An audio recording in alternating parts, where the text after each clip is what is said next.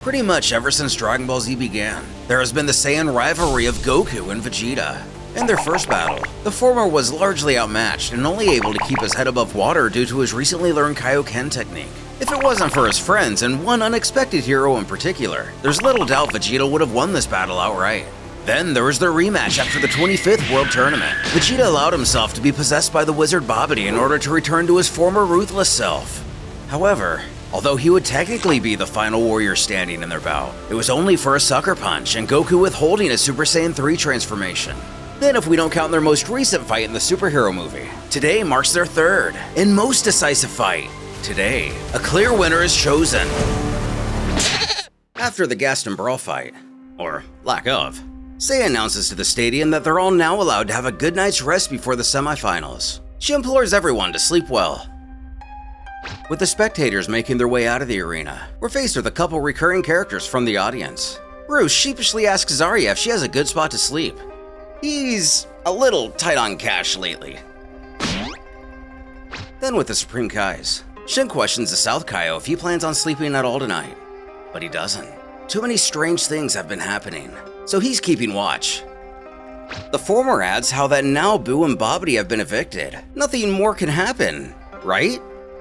And this is something he only hopes is true. When Nickel's mother, the unborn most powerful fighter of Universe 15, has a contraction. Back at the apartment of Universe 18, everybody gets ready to hunker down for the night. It's then brought up again. Where did Oob go? It's been a while since Goku's seen him. Pan mentions that he told her that he was looking for new training and didn't know how long it'd take, which puts her grandfather's mind at ease. He only hopes he found something interesting. Meanwhile,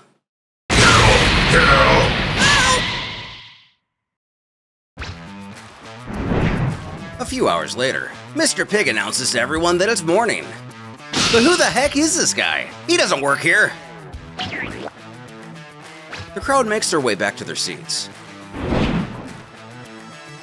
Returning to her microphone, she bids everyone a good morning. Next, they'll start the semifinal. But can they get breakfast first? No! And what about the ring? Shouldn't they change it? Oh, no, shut up!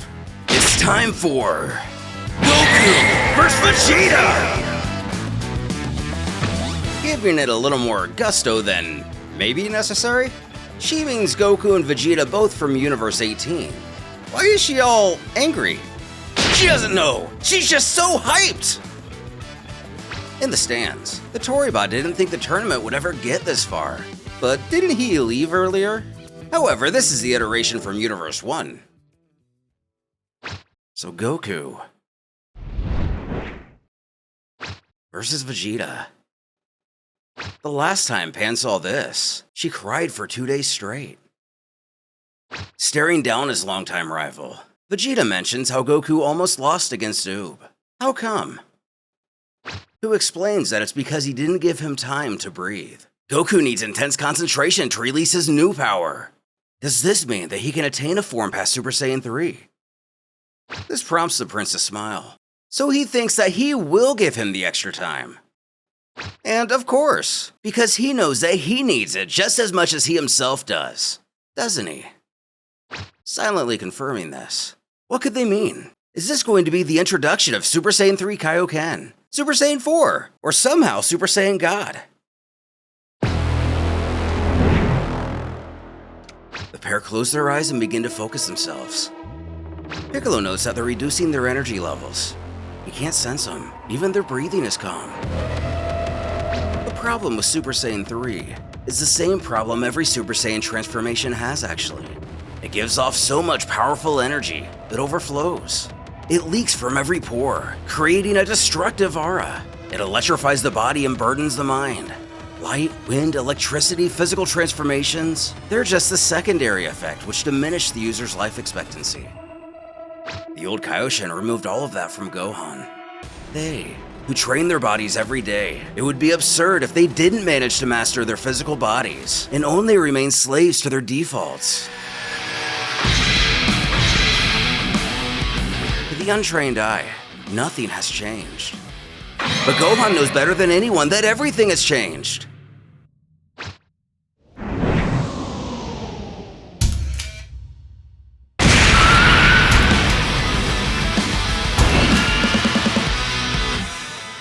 Just like that, he defeated him with only one shot? Discus, the Namekian, claims no. So much more happened. But what did he see? Honestly, he didn't see anything. Pan of Universe 16 mentions to Vegeta that she didn't manage to catch all that. Did he tell her what happened? Who? For whatever reason, is taken aback by their fight. Gohan tells how it was a blow-for-blow battle and a series of counters. Really incredible. Sun Brawl pouts that they could have warned him. By the time she'd noticed, she'd already missed half of it. Looks like the Goku and Vegeta, who haven't done much of this entire story, pack a lot more of a punch than they've been given credit for. Still, even with presumably being able to use Gohan's ultimate or Mystic transformation, could either one really stand up to Gas or C? Universe 18's Pan can't believe that he managed to do so much in such little time. The same universe Gohan could explain, but it would probably take half an hour to describe it. Something Piccolo would actually like. Say resolves that it's a pity that no one could follow this most recent fight. But oh well, looks like we'll just have to imagine how this fight might have gone down, and only speculate who could have possibly won. Sorry! Salagir and Asura wouldn't leave us hanging like that. Half a second before the end of the fight.